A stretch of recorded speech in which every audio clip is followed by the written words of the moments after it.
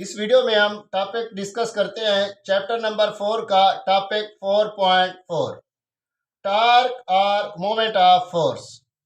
Torque और moment of force, ये जो लफ्ज टार्क है यानी Latin word torquere which means rotation. लफ्ज जो टार्क है वो लातीनी जबान के लफ्ज टेरक्यूरी से निकला है जिसका मतलब होता है रोटेशन। अब इस टॉपिक को डिस्कस करने से पहले हम इसकी मुख्तलिफ टर्म्स को डिस्कस कर लेते हैं। सबसे पहले जो टर्म है वो है रिजिड बॉडी यानी ठोस। रिजिड कहते हैं ठोस को।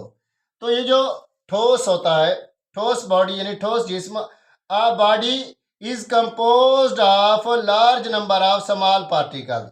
ये जो रिजिड बॉडी होती है ये large number of small particle से बनी होती है। कंपोज्ड ऑफ यानी बनने को कहते हैं। अब देखें कि a body composed of large number of small particle, और हमारे पास जो भी मैटर होता है वो भी तो स्मॉल पार्टिकल से मिलकर बनता है। इसका मतलब है कि everything in the world is matter, यानी everything in the world या यूनिवर्स भी कह सकते हैं, इज मैटर। दुनिया के अंदर जो भी चीज मौजूद है वो क्या है? मैटर है। मैटर क्या होता है? जो है ना, ये मैटर जो होता है हर वो चीज जो मास रखती है और जगह घेरती है। अब रिजिड बॉडी भी स्मॉल पार्टिकल से मिलकर क्या करती है? बड़ा पार्टिकल बनाती है। उसके बाद if the distance between all pairs of particle of body do not change by applying a force then it is called rigid body. अब इफ डिस्टेंस यानी उनके दरमियान जो फासला है between all pairs of particle, ये जो पेयर्स ऑफ पार्टिकल्स होते हैं ऑफ बॉडी जिस्म के, डू नॉट चेंज, ये तब्दील नहीं होते, यानी पार्टिकल्स के दरमियान का जो डिस्टेंस है वो तब्दील नहीं होता चाहे उसके ऊपर हम जैसी भी फोर्स लगाएं। ठीक है। अब change by applying force then it is called rigid body, फिर उसको क्या कहते हैं? रिजिड बॉडी कहते हैं। नीचे आपको ये डायग्राम नजर आ रही होगी, इसके अंदर छोटे छोटे पार्टिकल्स नजर आ रहे हैं। अब ऐसे समझे ये जो डायग्राम है ये ईंट की डायग्राम है यानी ब्रिक्स है। अब इसके ऊपर जैसी भी फोर्स लगाएं इसके पार्टिकल्स अपनी जगह तब्दील नहीं करते। अगर ज़्यादा फोर्स लगाएंगे तो ये टूट सकती है लेकिन इसकी शेप में तब्दीली नहीं आ सकती। जिस तरह किसी पार्टिकल को दबाकर, नर्व पार्टिकल को दबाकर हम क्या करते हैं? मुख्तलिफ किस्म की क्या कर लेंगे?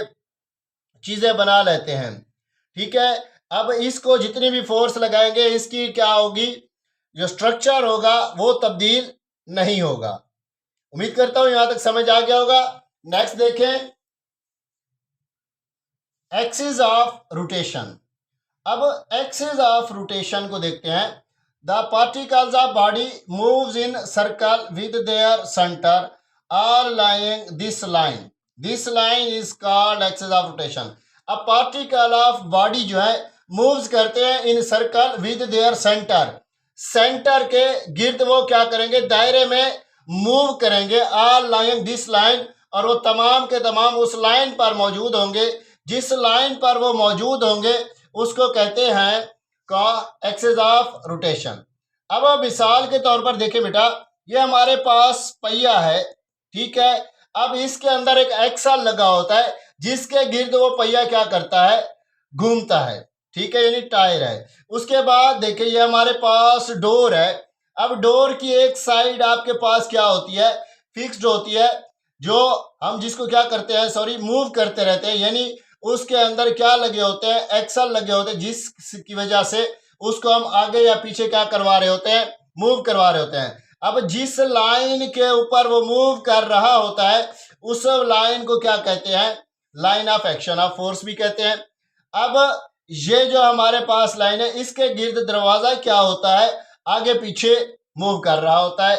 या इसकी ये डेफिनेशन भी देख सकते हैं, a line along which a body move around is called axis of rotation. A line along which a body move, ये वो लाइन होती है जिसके गिर्द बॉडी क्या कर रही होती है, मूव कर रही होती है अराउंड उसके इर्द गिर्द, is called axis of rotation. ठीक है, अब ये हमारे पास जो यहाँ पर या टायर के ऊपर ये जो एक्सल लगा होता है, ये या इसके जो हमारे पास नट बोल्ट्स लगे होते हैं जिसके गिर्द ये डोर मूव कर रहा होता है, ये एक्सिस ऑफ रोटेशन कहलाते हैं। अब नेक्स्ट टर्म को डिस्कस करते हैं, वो है मोमेंट आर।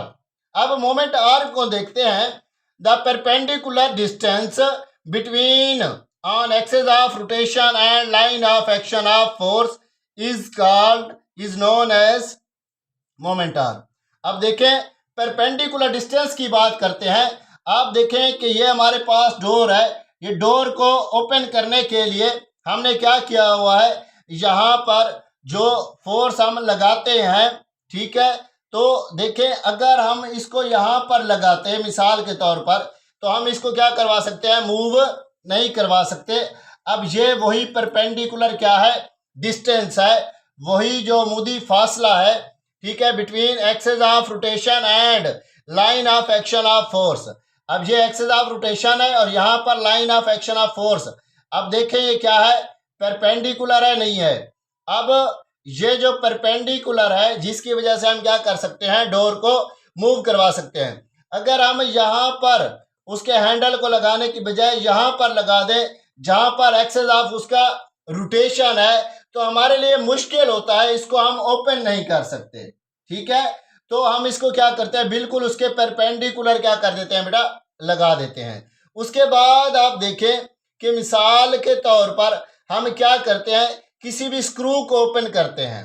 ठीक है, स्क्रू को ओपन करने के लिए हम जो आला लेते हैं बेटा, अगर उसकी लेंथ कम हो तो हमें मुश्किल से क्या करते हैं, स्क्रू को ओपन करते हैं। अगर उसकी लेंथ इंक्रीज कर दें तो वो स्क्रू को क्या करते हैं, आसानी से हम ओपन कर सकते हैं। मिसाल के तौर पर अगर हमारे पास मोटरसाइकिल का स्क्रू है, ठीक है, मोटरसाइकिल के टायर का, तो उसके लिए हम छोटा पाना या चाबी का इस्तेमाल करते हैं। लेकिन अगर हमारे पास ट्रैक्टर या ट्रक का स्क्रू आ जाए, नट आ जाए, जिसको खोलने के लिए हम क्या करते हैं, एक लंबा आला इस्तेमाल करते हैं जिसकी लेंथ क्या होती है, काफ़ी ज़्यादा होती है, जिसकी वजह से हम अब उसके मतलब है कि वो जो लेंथ है वो उसका आर्म बना रहा है, जिसकी मदद से हम क्या करेंगे, उस नट को ओपन करेंगे। ये देखिए एक्सिस ऑफ रोटेशन है, तो दूसरी तरफ line of action of force है।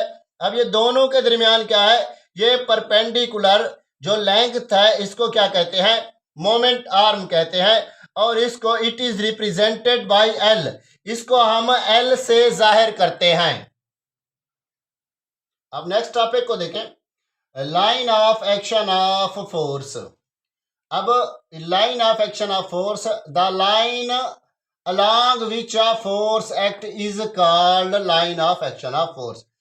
Line along which a force, ये वो लाइन होती है जिसके ऊपर फोर्स क्या कर रही होती है, अमल कर रही होती है, यानी एक्ट कर रही होती है, is called line of action of force.